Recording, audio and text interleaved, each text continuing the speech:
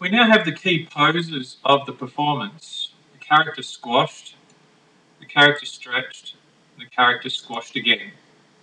We have our animated frames in between.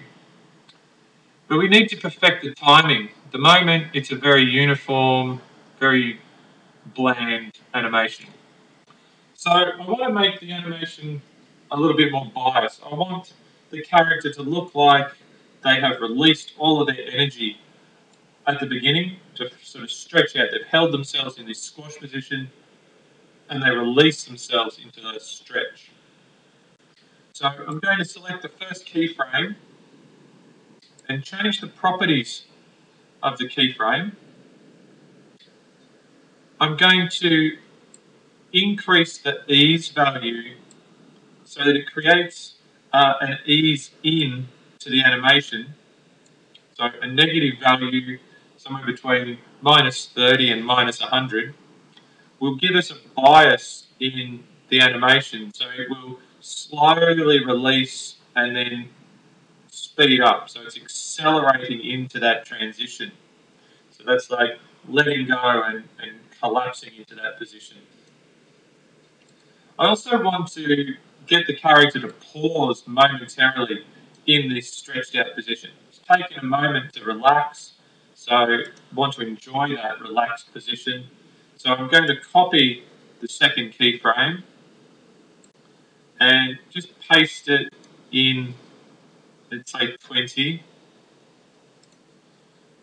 I'll need to stretch out to 35 to compensate for the pause.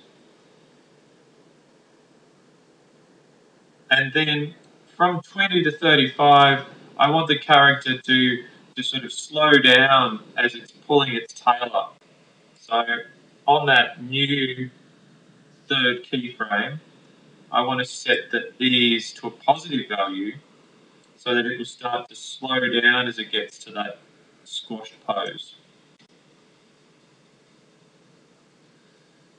Because this is a loop, I want to add a little bit of pause at the end, so I want him to hold that position. So I'm going to add a frame at 40, so he's just going to hold that position before the loop begins again and repeats through as a cycle.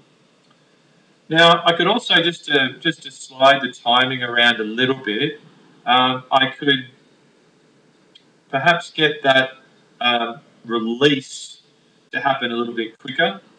So I'm going to slide the second and third keyframes down a few frames.